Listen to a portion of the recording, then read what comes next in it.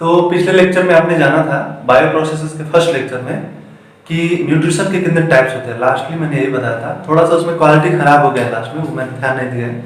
आज मैंने देखा, उस पर ध्यान दिया है, तो वही आज हम लोग को उसके आगे से पढ़ना है। ठीक है, अब देखिए एक बात है कि ऑटोट्रॉपिक न्यूट्रिशन और हेटरोट्रॉपिक न्यूट्रिशन दो है।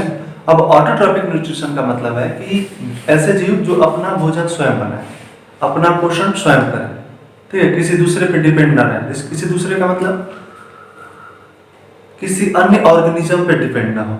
ठीक है, जैसे प्लांट्स हैं, मैंने बताया था पिछले लेक्चर में। अब जो प्लांट्स हैं वो किस पे डिपेंड होता है? सनलाइट पे डिपेंड है, H2O पे, CO2 पे। तो ऐसा नहीं कि वो डिपेंड नहीं है किसी न किसी पे, डिपेंड तो है लेकिन किसी ऑर्गेनिज्म पे डिपेंड है।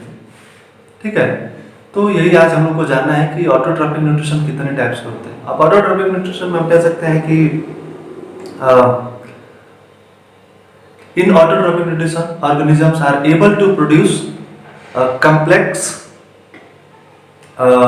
organic matter, able to create complex and organic matter with the help of inorganic matter and simple compound.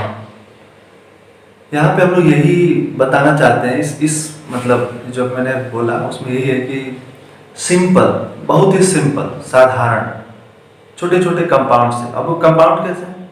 Inorganic compound, मतलब अकार्बनिक। जैसे केमिस्ट्री में आप कार्बनिक और इनकार्बनिक दो पढ़ते हैं, दो भाग है, तो उसमें कार्बनिक कंपाउंड का ये मतलब है जो कार्बन बेस्ड हो, पहला चीज इसमें कार्बन हो। याद रहे, कार्बन केवल होने से कोई ऑर्गेनिक कंपाउंड नहीं हो जाता है, कार्बनिक रसायन के अंदर नहीं आ जाता है। ऑर्गेनिक कंपाउंड का मतलब है कार्बन बेस्ड हो और कार्बन के गुण के कारण वो सभी चीजें, मतलब उसमें जितने अन्य अदर एलिमेंट्स हैं वो सारे के सारे पे कार्बन का जो प्रॉपर्टी है वो ओवरलैप कर जाए, मतलब कार्बन के ही प्रॉपर्टी को हम उसमें पढ़ते हैं, वही ऑर्गेनिक कंपाउंड कहलाता है। ठीक है, अब यहाँ पे क्या है, जैसे CO2 है, क्या है? ऑर्गेनिक कंपाउंड है, इसमें कार्बन है लेकिन ये ऑर्गेनिक कंपाउंड है नहीं, CO2 ऑर्गेनिक कंपाउंड नहीं है। CO2 का अध्ययन हम लोग इसमें करते हैं, इनऑर्गेनिक कंपाउंड में करते हैं। तो ये चीजें CO2 और H2O को लेके या बाकी अन्य केमिकल्स को भी। अब इसमें ऑटोट्रॉपिक में दो न्यूट्रिशन होते हैं, ये जान लीजिए। एक होता है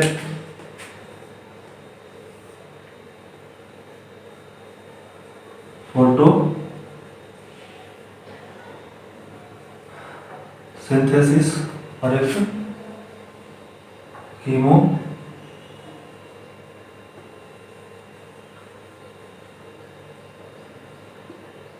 सिंथेसिस। ठीक है, फोटो सिंथेसिस फोटो वर्ड से बना है और कीमो सिंथेसिस कीमो वर्ड से बना है। सिंथेसिस का मतलब आप जानते हैं, देखिए दो चीज होता है। एक चीज होता है कि आप छोटी छोटी चीजों को कोई बड़ा चीज बना लेते हैं, जैसे फ्रूट्स जो है, प्लांट में जो फ्रूट्स है या कहीं भी उसका स्टार्च स्टोर होता है तो वहाँ पे वो चीज बड़ा हो जाता है। जैसे गाजर हो गया या फिर मूली हो गया, तो इसके जो स्टार्च है वो कहाँ होते हैं? जमीन के अंदर, रूट में एब्जॉर्ब हो रहे हैं। गन्ना हो गया तो उसके स्टेम में, तना में हो रहा है एब्जॉर्ब। कुछ पत्तियां हम खाते हैं साग वगैरह का, और किस चीज का फूल खाते हैं हम, किस चीज का फल खाते हैं। तो प्लांट्स के अलग अलग बॉडी पार्ट्स होते हैं जहाँ वो स्टोर करता है। ठीक है, स्टोर क्या करता है? स्टार्च, वही C6H12O6 बना है, कार्बोहाइड्रेट्स। तो वही हम लोग को पढ़ना है। देखिए जो फोटोसिंथेसिस वाले ऑटोट्रॉपिक न्यूट्रिशन को फॉलो करते हैं, जैसे हो गया ट्री, सारे के सारे ट्री या कोई भी प्लांट्स, ये किस चीज का फॉलो करते हैं?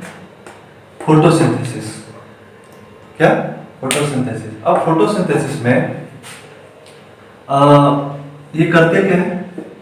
तो लाइट के हेल्प से, लाइट की सहायता से, सनलाइट की सहायता से वो इनऑर्गेनिक कंपाउंड्स को कॉम्प्लेक्स बनाते हैं, ऑर्गेनिक कंपाउंड में कन्वर्ट करते हैं। ठीक है, अब जो C6H12O6 है वो आप लोग ऑर्गेनिक में पढ़ेंगे क्योंकि वो कार्बन बेस्ड है और कार्बन के ही प्रॉपर्टी के कारण बाकी सभी चीजें उसमें उसके प्रॉपर्टीज निर्भर करते हैं। ठीक है,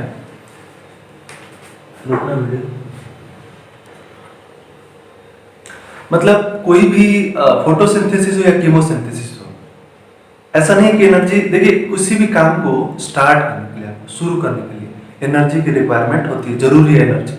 तो थोड़ा सा भी एनर्जी चाहिए, और वो एनर्जी जो फोटोसिंथेसिस है उसमें उसे लाइट से मिलता है। प्लांट्स वो जो एनर्जी लेते हैं फोटोसिंथेसिस को स्टार्ट करने के लिए, मतलब CO2 H2O आके रिएक्शन कैसे करते हैं दूसरे से, कोई ना कोई चीज तो ऐसा होगा जो उसको तोड़े फिर मिलाए।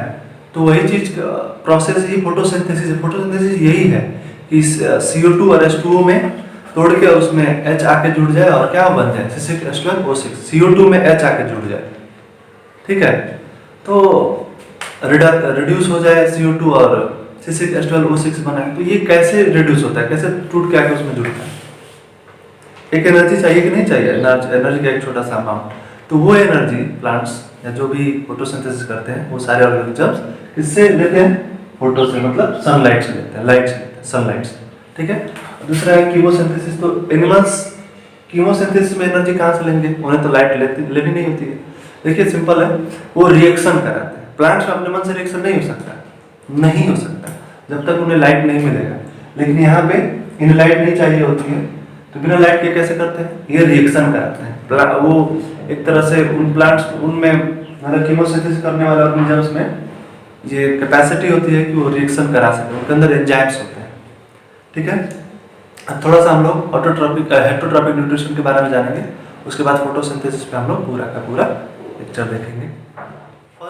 पोषण का मेथड कौन कौन ऑर्गेनिजम्स अपनाते हैं, कौन कौन इसको फॉलो करके अपना एनर्जी लेते हैं। अभी हमने जाना कि ऑटोट्रॉपिक न्यूट्रिशन में कौन कौन से टाइप्स होते हैं, उसके सब टाइप्स। अब इसका सब टाइप्स हम लोग जानेंगे।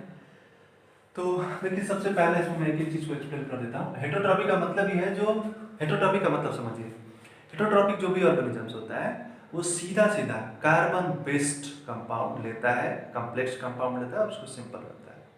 बिल्कुल उलट होता है। वहाँ पे जो सिंथेसिस हो रहा था कीमोसिंथेसिस फोटोसिंथेसिस में, वो लोग कॉम्प्लेक्स कार्बनिक ऑर्गेनिक कंपाउंड बना रहे थे। यहाँ पे बिल्कुल उल्टा होता है, कॉम्प्लेक्स ऑर्गेनिक कंपाउंड ये लेते हैं, ये मतलब ये सारे एनिमल्स जो हेटरोट्रॉपिक न्यूट्रिशन का को फॉलो करते हैं और उसको सिंपल में तोड़ते हैं और उससे एनर्जी मिलती है उनको, ऑब्वियस सी बात है। तो आइए जानते हैं आखिर ये होता कैसे है। सबसे इसमें पहले होलोजोइक। होलोजोइक का हिंदी आप लोग देख लीजिएगा, ठीक है। होलोजोइक का मतलब है, अगर हिंदी भी हर चीज का बताने लगूँ तो ज्यादा टाइम लग जाएगा। होलोजोइक का मैं सिंपल आपको अर्थ बता देता हूँ, ठीक है। देखिए होलोजोइक में ऐसा होता है कि जो भी ऑर्गेनिजम्स होते हैं ना, वो सारे के सारे जो फूड पार्टिकल फूड मटेरियल उसको अपने अंदर लेते हैं, फिर उस पर रिएक्शन करते हैं। इंजेक्शन होता है मुंह के थ्रू, किसी भी बॉडी पार्ट, ऐसा नहीं कि मुंह के थ्रू, क्यों मुंह से कह देंगे तो गलत हो जाएगा। क्यों? जैसे बहुत सारे ऐसे प्लांट्स हैं जो मांसाहारी कार्निवोरस प्लांट्स हैं, जैसे विनस फ्लाईट्रैप हो गया, पीचर प्लांट हो गया। तो ये मांसाहारी जो प्लांट्स हैं इनका तो मुंह है नहीं, क्यों? ऐसा खुला रहता है फूल के मतलब सबसे ऊपर, अब वो आते हैं उसमें बंद हो जाता है, तो मुंह थोड़ी ना उनका, मुंह किसका? प्लांट्स का मुंह नहीं, ऐसा नहीं है, ठीक है। लेकिन वो भी ये होलोजोइक न्यूट्रिशन ही करते हैं, वो छोटे छोटे जीव को अंदर ले लेते हैं, फिर अंदर ही पचा लेते हैं, उससे एनर्जी लेते हैं। और वो ऐसा क्यों करते हैं आगे हम लोग पढ़ेंगे। उनको चूंकि मैं बता ही देता हूँ, वो चूंकि दलदली क्षेत्र में रहते हैं ऐसे प्लांट्स, और वहाँ पर नाइट्रोजन की कमी होती है। बिना नाइट्रोजन के उनका विकास नहीं होता। नाइट्रोजन का भी यूज है, केवल CO2 और H2O का यूज नहीं होता है प्लांट्स के लिए, और भी नाइट्रोजन है, फास्फोरस है, ठीक है, इनकी भी जरूरत पड़ती है। आपने देखा होगा खेत में लोग खाद जब छींटते हैं कुछ भी, तो उसमें वो लोग अमोनिया बेस्ड कुछ छिड़कते हैं, नाइट्रोजन बेस्ड, ठीक है। ये 9th में है, 9th वाले लेसन में लास्ट में शायद कोई लेसन है, उसमें था फसल के बारे में था, तो उसमें आप लोगों को जानना था। होलोजोइक का मतलब वही होता है कि जो जीवों पर निर्भर है। अब उसमें मांसाहारी भी आ जाएंगे और शाकाहारी भी आ जाएंगे, ठीक है। हम लोग भी जो लेते हैं कंपाउंड, वो भी कार्बनिक कंपाउंड, ऑर्गेनिक कंपाउंड है, और जो मांसाहारी भी लेते हैं वो भी ऑर्गेनिक कंपाउंड ही लेते हैं, ठीक है। अब सैप्रोफिटिक क्या है? सैप्रोफिटिक का मतलब है, अब इसमें उदाहरण में मनुष्य आ जाएगा, सारे शाकाहारी जानवर आ जाएंगे, मांसाहारी पौधे आ जाएंगे। अब सैप्रोफिटिक का मतलब क्या है? सैप्रोफिटिक का मतलब होता है, फिर इन दोनों में मैं अंतर स्पष्ट कर दूंगा। देखिए सैप्रोफिटिक का मतलब है कि इसमें होता है क्या, जान लीजिए, इसमें जो जीव है वो इतना केपेबल नहीं होता है, उसकी बॉडी इतनी एफिशिएंस नहीं होती है, क्षमतावान नहीं होती है कि वो अंदर लेकर उसको पचा सकता है। इसलिए वो क्या करता है, वो पहले उस चीज़ पे जाता है, फिर अपने अंदर के एंजाइम्स को रिलीज करता है उस पर, फिर वो सिंपल में टूट जाता है, सिंपल में टूटने के बाद उसको लेता है, ठीक है।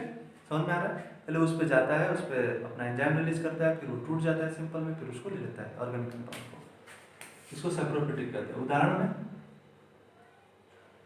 जो भी फंगस हैं वो सारे के सारे सेप्रोफिटिक होते हैं, ठीक है। और इसमें तो सारे के सारे मतलब ह्यूमन आ जाएंगे और भी बहुत सारे मांसाहारी पौधे। और पैरासिटिक ये अलग से है, आप चाहें तो इसको लिख भी सकते हैं। पैरासाइट का मतलब आप लोगों को पता ही होगा, पैरासाइट मतलब पैरा दूसरों के शरीर पे या दूसरे ऑर्गेनिज्म के बॉडी के अंदर या बॉडी पर जाके रुके, उससे पोषण ले, उससे न्यूट्रिशन गेन करे। अच्छा, ऐसा नहीं, इसका दोनों चीज़ें हो सकता है कि जिस पे वो डिपेंड मतलब जिसके ऊपर बॉडी पे है या बॉडी के अंदर है उसको नुकसान भी हो रहा होगा, हो सकता है उसको नुकसान भी नहीं हो रहा होगा और फायदा भी नहीं हो रहा होगा, हो सकता है उसको फायदा भी हो रहा होगा, ठीक है। ऐसा तीनों चीज का मतलब अंदेशा है, ऐसा हो सकता है। तो पैरासाइट में कौन कौन आते हैं? तो पैरासाइट में जो भी, जैसे हमारे अंदर आपने पढ़ा होगा कि हमारे अंदर फेरेटिमा पोस्टुमा है, नहीं फेरेटिमा पोस्टुमा, हाँ ठीक है, फेरेटिमा पोस्ट हमारे यहाँ बॉडी के अंदर आपने पढ़ा होगा कि टीनिया सोलियम और टीनिया सेजिनेटा होते हैं, मतलब सुअर के मांस से और गौ के मांस से, मांस खाने से वो हमारे बॉडी में आते हैं, तो पैरासाइट्स हैं, ठीक है। ऐसे ही अमीबा का एक टाइप है, वो भी पैरासाइट है, हम लोग के पेट में, कोलन में, आंत में रहता है, ठीक है। और ऐसे अब इसमें क्या केवल जीव ही आएंगे? नहीं, ऐसी बात नहीं है, इसमें प्लांट्स भी आते हैं। बहुत सारे ऐसे प्लांट्स हैं जो अपना पोषण स्वयं नहीं बना सकते, तो क्या करते हैं, वो पेड़ के ऊपर ऐसे ऐसे लिपट के चढ़ जाते हैं। जैसे अमरबेल गांव में हमने देखा है बहुत सारा, नीम के पेड़ पर या किसी पेड़ पर वो चढ़ जाते हैं ऐसे लिपट के, और उससे अपने जड़ों को उसमें अंदर इंजेक्ट कर देते हैं और उससे पोषण लेते रहते हैं। इस वन में न्यूट्रिशन का सब टाइप तीनों, होलोजोइक, सेप्रोफिटिक और पैरासाइट। अच्छा, इन दोनों में अंतर क्या है? मान लीजिए कोई पूछ दे कि होलोजोइक और सेप्रोफिटिक में अंतर क्या है, तो सिंपल जानिए, इसमें जो जीव है वो किसी अन्य जीव पर तो निर्भर रहेगा, ये भी अन्य जीव पर निर्भर है, लेकिन ये उस चीज को अपने अंदर ले लेता है। होलोजोइक जो जीव होते हैं ऑर्गेनिजम्स होते हैं, वो अपने अंदर ले लेते हैं और एंजाइम से रिएक्शन करा के तब एनर्जी प्रोड्यूस करते हैं। सेप्रोफिटिक क्या करते हैं, वो बाहर, वो इतने कैपेबल नहीं होते कि अंदर उनके बॉडी सिस्टम इतना मतलब डेवलप नहीं होता है, इसलिए वो क्या करते हैं, बाहर ही उस पर रिएक्शन कराते हैं, उसको तोड़ते हैं सिंपल मॉलिक्यूल्स में और अंदर के एनर्जी लेते हैं। समझ आ गया? पैरासाइटिक आ गया। तो फोटोसिंथेसिस और कीमोसिंथेसिस, अब मैंने आपको बताया कि ऑटोट्रॉपिक न्यूट्रिशन क्या होता है और हेटरोट्रॉपिक न्यूट्रिशन क्या होता है, दोनों के सब टाइप्स को बताया, कीमोसिंथेसिस और फोटोसिंथेसिस। और इन ऑटोट्रॉपिक हेटरोट्रॉपिक न्यूट्रिशन में होलोजोइक न्यूट्रिशन और सेप्रोफिटिक और पैरासिटिक मैंने बताया। अब हमको जानना है कि प्लांट्स में, यानी कि ऐसे प्लांट्स जो फोटोसिंथेसिस करते हैं, कि उनमें एनर्जी कैसे प्रोड्यूस होता है और फोटोसिंथेसिस है क्या, इसको पूरा का पूरा स्टेप वाइज जानेंगे। कीमोसिंथेसिस जो है इंटर में जो लोग बायो से पढ़ेंगे उनको पढ़ने को मिलेगा, लेकिन क्लास 10th में इतना ज़्यादा हाई लेवल नहीं है। जो मैं बता रहा हूँ ये भी एक हाई लेवल का ही है, लेकिन आप जान लेंगे तो फायदा रहेगा, ठीक है। तो फोटोसिंथेसिस का मतलब ये है, प्लांट्स क्या करते हैं इसमें, प्लांट्स इसमें CO2 लेते हैं, कहाँ से, लीव्स के थ्रू। लीव्स पे जो छोटे छोटे पोर्स होते हैं, टाइनी पोर्स, स्टोमेटा बोलते हैं उसको, छोटे छोटे जो छिद्र होते हैं उसको स्टोमेटा बोलते हैं। उस स्टोमेटा के थ्रू वो CO2 लेते हैं, फिर रूट्स के थ्रू जाइलम से होते हुए वो H2O लेते हैं, फिर वो आता है कहाँ पे, क्लोरोप्लास्ट में। मतलब पत्ती में जो हर प्लांट सेल में क्लोरोप्लास्ट होता है, बहुत सारे क्लोरोप्लास्ट होते हैं। अब क्लोरोप्लास्ट के अंदर क्या है, क्लोरोप्लास्ट के अंदर दो भाग हैं, कई सारे उसके पार्ट्स हैं, लेकिन मेन उसके दो ही पार्ट्स हैं, जिसमें अब जो एनर्जी प्रोड्यूस होती है प्लांट्स में, ऐसा नहीं कि वो 1 घंटे में प्रोड्यूस होते हैं, नहीं, दिन में जो प्रोसेस होगा वो अलग है, और दिन में ही केवल एनर्जी ये प्रोसेस होने से नहीं मतलब एनर्जी प्रोड्यूस होती है, दिन और रात दोनों लगता है। दिन में जो प्रक्रिया होती है वो लाइट रिएक्शन उसको बोलते हैं, उसकी खोज हिलमैन ने की थी, ठीक है, इसीलिए उसको हिल्स रिएक्शन भी बोलते हैं। और जो रात में होता है उसको डार्क रिएक्शन बोलते हैं, और इत्तेफाक से उसके साइंटिस्ट का भी नाम है ब्लैकमैन, ठीक है, इसीलिए उसे ब्लैकमैन रिएक्शन या डार्क रिएक्शन बोलते हैं। अब इसमें एक और चीज़ है कि दिन में जब समझिएगा इसको, रात में हमें प्लांट्स के नीचे क्यों नहीं सोना चाहिए, क्योंकि वो CO2 रिलीज करते हैं, नॉर्मली हम लोग पढ़े, लेकिन ऐसा क्यों होता है, वो CO2 क्यों रिलीज करते हैं? देखिए, दिन में प्लांट्स जब सनलाइट होता है तो ऑब्वियस सी बात है, सनलाइट होगा तो वो सनलाइट वाला काम करेंगे, मतलब लाइट रिएक्शन करेंगे। अब लाइट रिएक्शन में क्या होता है, तो लाइट रिएक्शन में सिंपल है, H2O को तोड़ा जाता है, ठीक है, और उस समय H2O को जब आप तोड़ेंगे ठीक है, तो H2O को तोड़ने से देखिए H2O को जब आप तोड़ते हैं तो क्या होता है, H अलग हो जाता है, ऑक्सीजन अलग हो जाता है। ठीक है, तो क्या लिख सकते हैं 2H2 प्लस O2, देख रहे हैं ना, ये O2 रिलीज हो जाता है स्टोमेटाइल, और इसका उपयोग वो रात में CO2 को रिड्यूस करने में करते हैं। समझ में आ गया? इसीलिए दिन में तो वो ऑक्सीजन रिलीज करते हैं, लेकिन जो रात में इससे मिलते हैं CO2 से, तो वहाँ पे CO2 भी रिलीज होता है। CO2 कैसे रिलीज होता है ये हम एक एक स्टेप में जानेंगे। अब इसके लिए एनर्जी, फोटोसिंथेसिस के लिए एनर्जी प्लांट्स को सनलाइट से मिलता है।